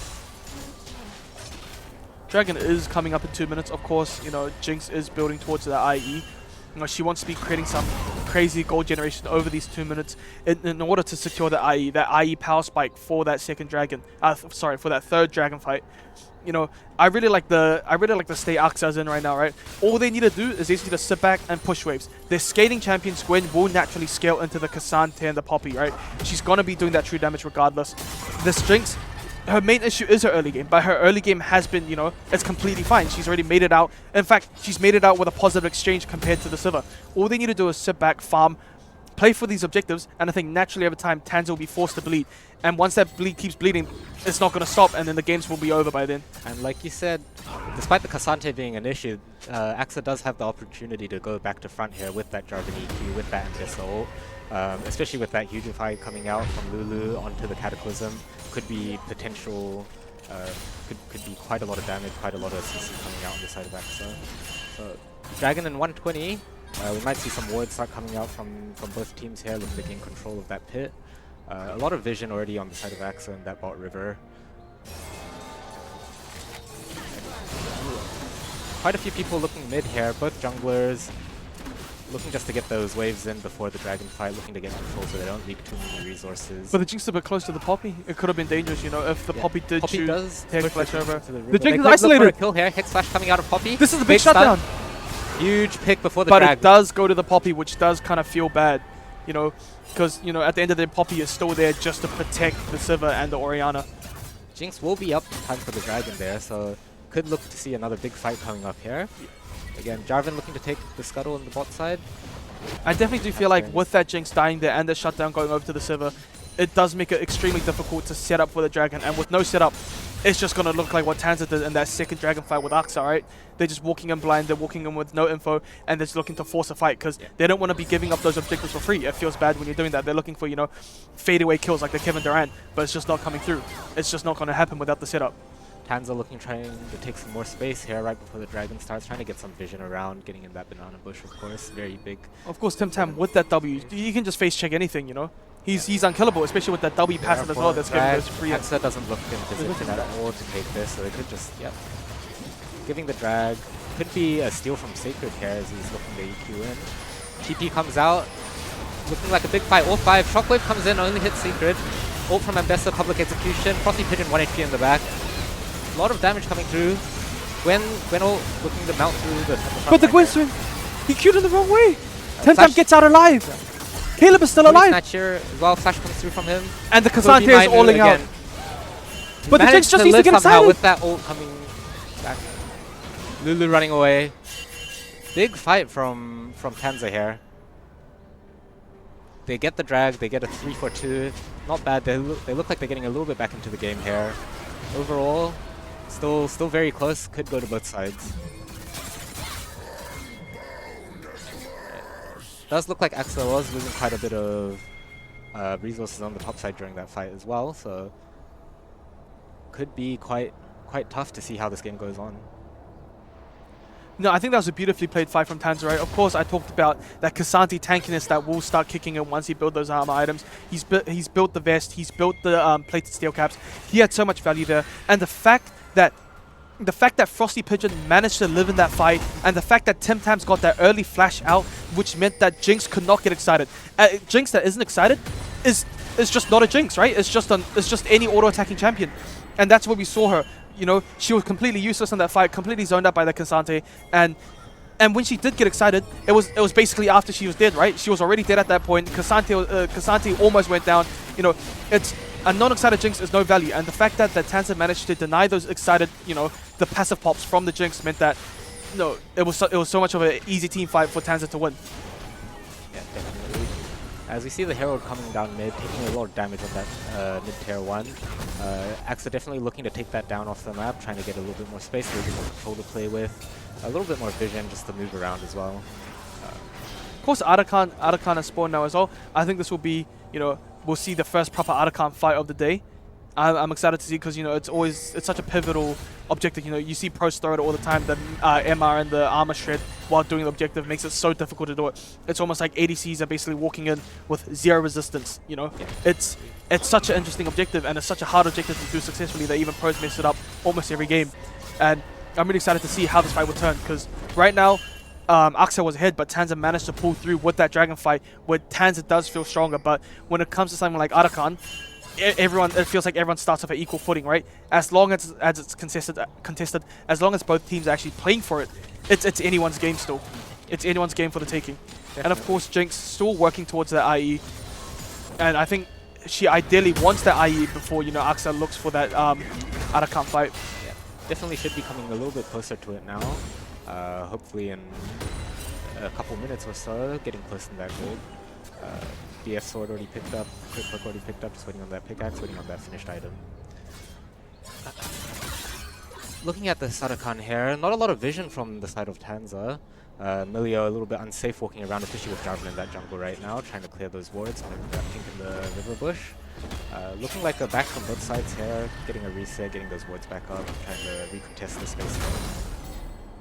It is a dragon 130, so they could definitely be trading the Arakan for the dragon. Axa does have that that freedom, especially with those 2 early drags that they picked up. Not really threatened about that soul point right now, so it is very interesting to see how this will play out. Again, Orianna and Ambessa both looking on the bot side here. They do have their TPs available to move across the map. Now this is where the decision making gets a little bit difficult, right? Of course, next dragon coming up in a minute. If Axa does look to, you know, control it and does look to get that dragon, they have to give up Arakan, and of course that Arakan is so valuable, but also that dragon does get its whole point. Of course, Arakan has more value here, so they should be playing for the Arakan, but, you know, there's just another layer of decision making to make. And when, you know, when a play gets picked and you can't really contest Arakan, dragon suddenly doesn't look that bad anymore, right? It looks like your bailout option. Yeah. But for now, it looks like both teams are pathing towards that. Kobe Manu does have TP coming up soon. You know, Ambessa already has TP coming up, and I think it'll be a great look here. Of course, Jinx did manage to complete the IE, so it looks to have a great spike coming into this Arakan fight. Lots of pings coming through on both sides of the team. I think Tanza is really looking for this Arakan. Yep. And it does look like Jarvan is moving slowly downwards. Could be looking for the dragon, especially with the Ambessa looking down now as well. Kobe Manu looking to walk up, trying to get a little bit of vision on that dragon, trying to see what's happening. A little damage coming out onto this Sivir here, but that Milio W will just heal her back up. A long cooldown to be using there right before the fight starts though, so could be dangerous here. Looking for that bot scuttle. It looks like they're just playing for the dragon here. No team wants to really, risk going for that Arakan because, again, it almost feels like whoever starts it loses, right? Both TPs coming out on the top side here from Hoodie Snatcher, from Frosty Pigeon. Cataclysm comes out. No W on the Lulu, on the Poppy. Public Execution goes out. But Siv's coming back. Siv's so far away. No one's touching the Sivir. Sivir runs it down. Kobe Miner has a flank. But the Thousand cuts and the flash forward from the Ambessa. But it doesn't matter. Caleb flashes back. Barrier comes through from Caleb as well. And it looks like somehow no one managed to die. Remember, all that matters is Jinx needs one kill to get excited. She has the IE. She has the Yuntao. She has the damage. She just needs that attack speed from her passive. And the fights just become so difficult for the Tanza. Still looking for a little bit of trades, trying to dance a little bit here on the mid lane. A lot of flashes coming out from the side of Tanza, from the side of AXA. Very scary fight coming up here again. Yeah, like you said, Frosty Pigeon can't recall yet. One reset is all they need on that Jinx for the entire fight to be over. If she is able to get that early kill, then it is a lot harder for Tanza to play here. If AXA does see Frosty Pigeon, if they did see Frosty Pigeon recall here, it starts to get very scary. That now that you know that you're walking 5 versus 4, into the dragon here. And Tim Tam's a little bit split from his team here, but of course he is a little bit tanky. He's allowed to move around a little bit more. All 5 of them, again. Of course, this is an interesting fight, right? Here. There are no more ultimates apart from the Tanza's top side and Axe's bot side. Cataclysm verdict could be a make or break as well. Cataclysm comes out. Keep a verdict on 2 of them. It's 5v3 left on the dragon pit here. But Jinx is going to get excited. Jinx is excited. The double shockwave comes on the Strife. Oh, it's 2 stacks of excited here. Kobe Miner, the last one left. Looking to give the Frosty Pigeon managed to make his way out. Ruben is looking for more. Kobe Miner can't get out. He has to fight for this. If he can't get out, he's dead. Strife is going to go down. Strife is dead. Frosty Pigeon is back. But now she's just too close.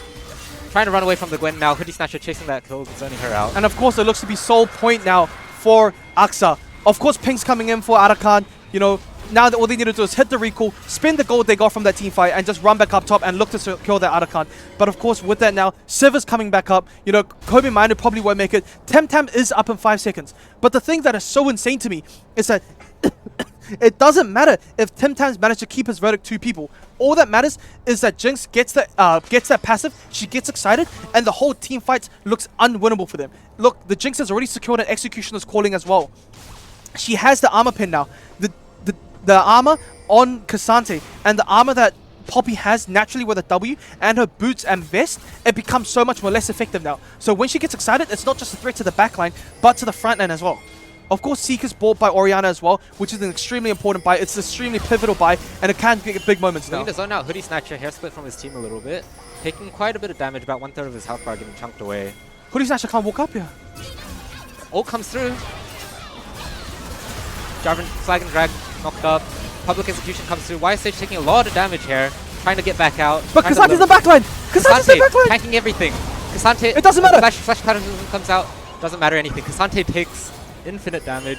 He eats up all that front line, but he's just sitting there. He's fine. He's eating everything up. I think the issue with the team fight was they were just so split, right? Yeah. In no world does Ambessa ever dive the backline there. In no world does even if Ambessa dive the backline there, is she getting enough damage? Hoodie Snatcher just can't enter the fight as well. He pops the ult, but he can't find an angle onto multiple of them. Of course, Arakan giving up here as well, and now the game is looking extremely hard for AXA's end of things. The only win condition I can seriously see is them just peeling enough with Jinx to get excited, to be able to front to back them. But it's just, you're not ever front to backing Cassante, regardless of Lord Dominic's, regardless of Mortal Reminder, you're not getting through that Cassante. Especially with that W damage reduction. If he times it properly, he can eat so much. Jinx running bot lane, of course securing that bot lane tower as well. That's a nice bit of gold, mid tower and bot tower. You're looking for consolation prizes after that minor throw in the top lane. With Baron and Arakan gone, it feels really bad. Of course Arakan rewarding with levels. You can see Sivir a level up on this Jinx. You see Frosty Pigeon a level up as well. Tim Tams is 2 levels up on the Jarvan. It's just these small things that stack up and up. And at a certain point, you just realize you're no longer winning. Your early game kills meant nothing. You're just behind now, and now you're playing on the back foot, and now you just got to find a way back into the game. Especially with this Baron buff, they could be looking for what looks like a 1-4 split here, looking to get that bot tower finish, and the rest of them moving mid here. Again, Not sure how long they have until the Dragon, but at least 2 minutes could still be Baron buff active for Tanza at that time. So definitely does look like the Soul is very deniable, especially with all that gold they just got. Sivir now finishing her IE. Of course Jinx has as well, but don't know if that makes too much of a difference until she finishes that Lord Dominix. It looks like the Jinx is, rather than the Lord Domino, she is going for the Mortal Reminder. I don't know how good of the choice that is. I do think Althea is the better choice here. But it looks like they're not even interested in anything else. They're just interested in sieging and opening up the base. Of course, again, with this Cassandra front line, with this Poppy, they can't get through. They don't have too much poke either. A flank TP coming in from Hoodie Snatcher. There's no one to follow up with him though. Of course, Kobe Miner just holding up the front line all on his own. He can look for the all-out angle. He is strong enough. There's nothing to be afraid of, especially with that Orianna ult follow-up as well. Yeah, with this Milio W range, they are able to hit as well. Caleb from safety. A lot of range on him, a lot of space for him to play around. Of course, now all they need to do really is just walk back, look for bot, even look for a small fight, and then they just guarantee Dragon, There's nothing they can do about. Ambessa did manage to purchase herself a Death Dance, which will help her stay alive when she is jumping into the middle of the pack with her ultimate. And Panzer looking to clean up Axe's jungle here, looking to deny as many resources as they can. But I'm just wondering, as an Ambessa, who are you really looking to dive on? Are you looking to dive on the Orianna? She has Zhonya's. Are you looking to dive on the Sivir? She has a support. She has, a redemption. She has a Milio cleanse. It's looking so difficult here. I think the only way they can look is Ambessa sits back, holds it off for later on in the team fights. Let that not be the engage. Let Jarvan do the engaging and just look to peel the Jinx in order for the Jinx to get excited now that she has finished her Mortal Reminder and let her just front to back the team. Again, though, still really rough for Jarvan to get in, especially with his Poppy. If he gets knocked up on that flag and drag, he can't pop his category, he can't do much for a solid 1.25 seconds, I believe, something like that. So it is looking very comfy for Tanza right now. They are able to play very well. It's just up to Tim Tam if he can time that W correctly. Again, Cassante, they can't really get through. And of course, a lot of damage on that all-out as well. It's definitely a threat, not just a tank. It looks like they're not even looking for the Dragon here. They're just looking for, like a fight, a consolation prize, just something to, bail out them from this current deficit that they're feeling. They're already 3k gold down. Now they're dropping on objectives. And it looks like it's just a hard game for Aksa. They're just constantly bleeding. And it's just a really hard game. It's just, you don't exactly outscale them. You don't exactly, win in the long run. You can't exactly split push into them. All you hear is just to keep defending the base, look for a miracle team fight to get back into the game. Definitely. Seeker's Arm Guard purchased for Hoodie Snatcher here, so not sure too much. Could dodge the Shockwave with that, could dodge the Keeper's Verdict, there is quite a bit. As she does scale though, she does also become quite a bit of a problem even for this Cassante with that true damage, with that percentage max damage. So it definitely is still playable, it's not over yet. Baron is coming up in 130, they might be looking to contest this. Axa, Lulu trying to walk up a little bit, trying to get a little bit of vision around the topside jungle here. As Tim Tams is looking for perhaps a kill on the Jarvan if he does walk up here. Yubin and Caleb moving in as well onto that death bush. Of course, Sacred is aware, I think. He is playing a little bit safer. He's sitting around waiting for his team to move as well. He's not just walking up. Of course, Axa, I think it's fair to say that they have to compete for this Baron, because at what point does this, give away everything, look for the next team fight in? Because when truly is the next team fight? Because if you keep playing with that mindset, all that happens is that these guys scale and they're going to fight on their terms. And when they fight on their terms, they're not going to be fighting stupid. They're going to have their items ready. They're going to have everything up. They're going to be super ready for the fight. And when they bring it to you, since you are down on gold, you are down on objectives, you're not going to be able to just randomly win the fight, right? I think it's at the point where they got to look to bring the fight to them. They got to look for something. Because especially with this Baron coming up, if they keep bleeding, they're just going to lose the game. And we do see Tanza moving around sort of death fall here, especially with that mid inhib gone. Mid wave being perma shoved. It is a lot easier for them to move around the map here without worrying too much about these waves. You see 5 of them. Could be looking for a big fight here. Hoodie Snatcher and Kobe looking to trade blows a little bit on the top lane. Again, they're slowly retaking that jungle space with the vision from Jarvan Flag. They are a little bit more comfortable moving around, but of course with this Scuttle gone, with the sweep as well of all the wards, it is still very tough for Axa to get in. Of course, all teams just hanging out on the top side. They're too scared to be anywhere else. They show anywhere on the map, and they don't have TP. It's just Baron gone, right? boom, they start Baron, they can look to turn on you, they can look to finish it. It just becomes too difficult of a fight. You know, everyone just recalling, everyone just running instantly back to lane, running back to top lane. They got to look for this Baron here. Cassante now with that TP able to push bot a little bit. Ambessa looking like he's backing up, or Gwen to match him.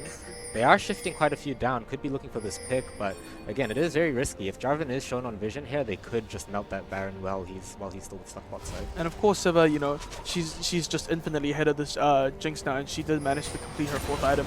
You know, it's just going to get harder and harder. I think Axa seriously just going to, you know, put the foot down, look for that fight, and I think that's just what they got to do. Whether it be a Baron, whether it be mid lane, whether it's just, you know, a stupid skirmish, they got to look for something, and they got to look for a creative angle as well. Because I said that Axa needs that front to back team fight, and they do have the better front to back team fight. But with this strong of a Cassante, I just don't think it's ever happening. Only 4 of them again looking to dance around this Baron pit. Nothing much going to happen, of course. Again, Cassante and Gwen trying to match on the side lanes. They both have TP, but everybody's trying to look for an angle, and it's just not showing itself. A couple backs coming through, could have possible items on Jarvan here. Could be another pickaxe coming out from him. Dragon up in a minute. You know, this important dragon, of course. Gets Hansa to soul point. It gets Axa to soul. Gets the soul for Axa, but just looks like they can't compete. You know, it's just too much. A lot of space on the side of Kansas as well. No vision at all on Axa. This map is very dangerous. They do see most of it here, but once they leave this lane, it is very tough for them to play. They can't walk through these bushes. They can't walk through this jungle safely. But it's just these Axa guys got to stop delaying. You know, I feel like they're just too afraid of, you know, losing the game. But while they're too afraid of losing the game, it's slipping away from the hands even worse. Yeah. They are looking to trade this Baron perhaps for this dragon, and Tanza of course realizing this, moving up as well, trying to get that vision back. Now Axa does have a little bit more control, but they are backing off. They're just running up and then running back, running up, running back. They need to find a way to hold this control, but they are too scared to just get into any angle where there is a possible fight coming through. With Cassante walking top here, they could have something to move on in mid. There is they a have a dragon pinch angle here as well, with Gwen from the bot lane coming up. I think what's really important here, pings on the Baron here. Hansa's got to be able to move up and down, you know, be able to jockey between the Baron and the dragon, because of course you don't want to give either away, right?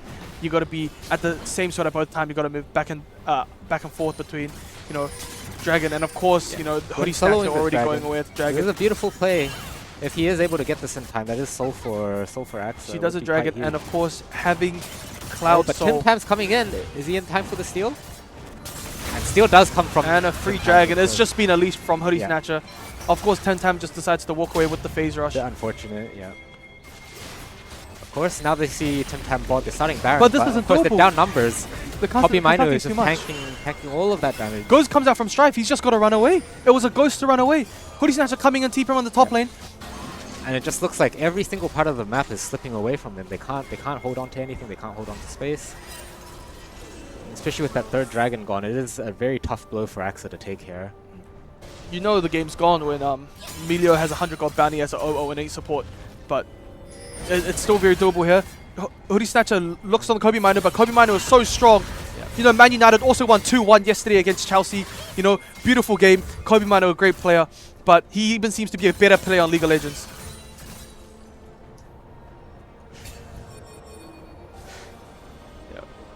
And even then, with this Gwen true damage, she doesn't seem to be able to get through that Kanik shield. It is just looking harder and harder for Axa to play by the minute. They're just doing this dance around Baron, but nothing's happening. They're trying to fight for vision. They're giving the vision. They're giving the space, and then they're backing off. But back to the more important topic, can we talk about how good Kobe Minu is as a footballer? You know, what a great footballer he is. You know, he's a beautiful player. You know, Man United, a great club. You know, it's a beautiful football he played against Chelsea the other day as well. You know, I like to see the same performance being repeated in this League of Legends game. You know, what an amazing game we're seeing here today. Of course, Tim Tam just running in now. Both teams just getting impatient. Yeah, Tim Tam comes through, pinned against the wall on Sacred. Holy comes Snatcher is out, behind the wall. flash The flash through. comes down from Sacred. Oh, But Strife on the was other getting side, solo killed. Frosty Frosty Pigeon Pigeon. takes down Strife. Frosty Pigeon's running it down. Holy Snatcher all comes through. Temtam pops the javelin. Holy Snatcher does manage to get out, but it looks to be over. Ambessa- Kobe Minu Kobe- running down the Ambessa. Eating this wave. Ambessa no W. Kobe Minu looking for that attack all-out through. angle. He can Again, just dive in. He's It's stacking a this 2-3 up, 5v3. looking for that all-out, looking for that insect back into the team possibly. It's a 5v3. They can just dive this tower and they can't do anything. Yeah.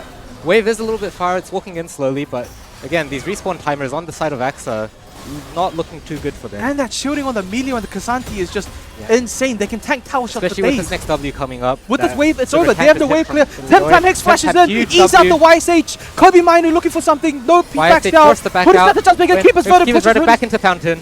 And Lulu here just trying to dance around that tower, but not much that she can do alone. Kobe Minu looking for something, but it doesn't Flash matter. comes through, Flashes public come from everyone. execution. YSH, Doesn't the matter. keeper's vote hits Huge. the ground. Kobe Minu all out. This is easier than a penalty kick for Kobe Minu. It is over. Kobe Minu, the greatest player of all time. And it looks like it is game for Tanza. Dante might get his finals that he wishes for. Thank you again to X for Tanza and Tanza. Beautiful game played from both sides there. Yeah, we'll be moving to an interview soon, but again, thank you for playing. We'll see Tanza move on to the semifinals. AXA unfortunately booked out here, and again, I'd just like to say thank you to our sponsors, Indomie, for. And of course, the losers won't also be going home empty-handed, right? They will be Of going course. home with everyone's favorite noodle company, Indomie, and yeah, of course, Tanza still has that two-peat dream going on, but unfortunately, AXA's dream has been crushed. They will be Thanos snapped away, and yeah, let's get to the losers interview. Yeah. All right. We'll have a little bit of a intermission before that. So if you had to, we've seen 2 games now. We've seen 15 players play at it. Who would have to be your favorite player so far? Ooh, so far, I don't know. You make this Kobe Minu guy sound pretty interesting, you know? If you knew Kobe Minu like I did, you would love Kobe Minu. Maybe not. I'm If you not knew at that Kobe level Minu like yet, I but honestly, a clean game coming out from both sides. There was 15 players. A little bit tough for me to say right now. I think, we Definitely have did to say. put, the big weight. I did put jungle as the focus in all our games so far.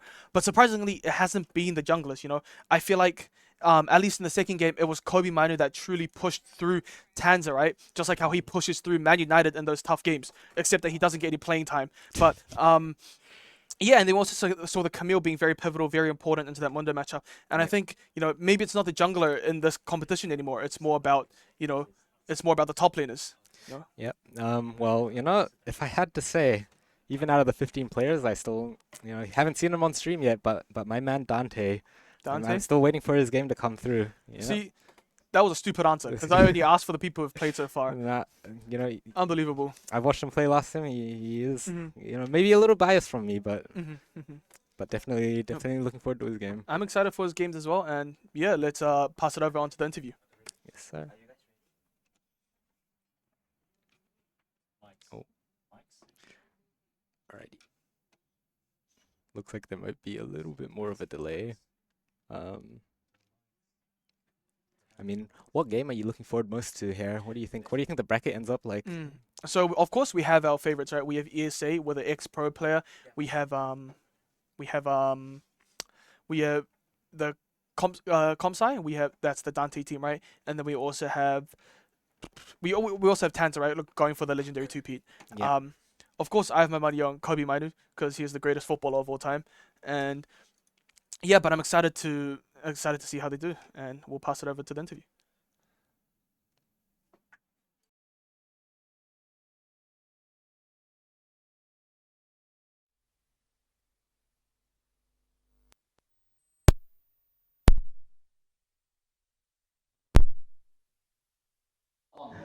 Mic is not on. Testing. I turned it on. It's not on, bro. There's only one on. Can you check if that one's? How should I check? We're good. This one's on. That one's not on. That one.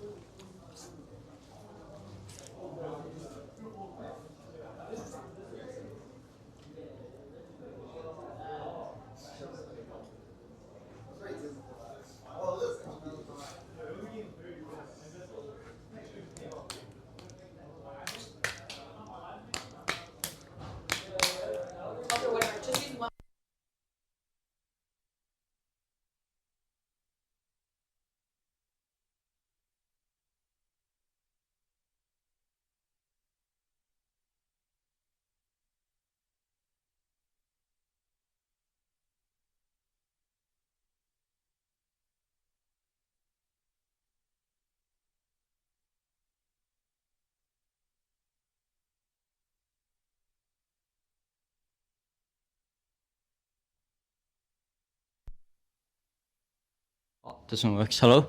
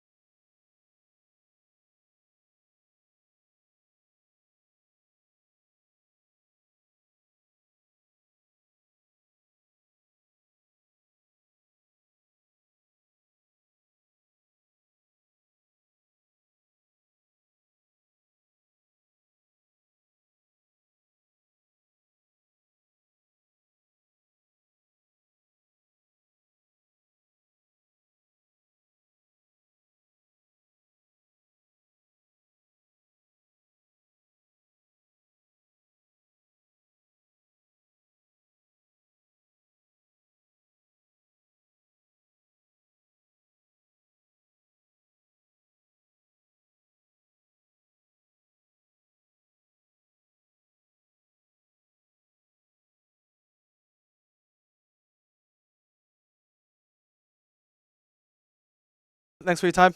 Thank you very much. I'll catch you again tomorrow, Yeah. hopefully. The mics are muted? We'll run it back now. I'm joking. It's unlucky, bro. Tomorrow we'll interview. Thanks.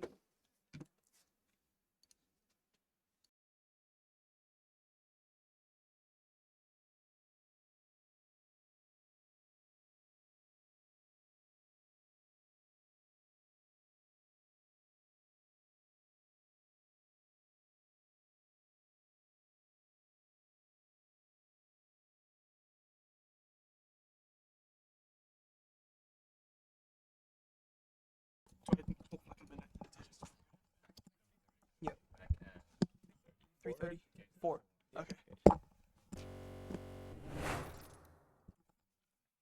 Hey guys, we're back again after the interview. The mic was unfortunately muted, but it's fine. It's Kobe Maeda. His presence alone is enough.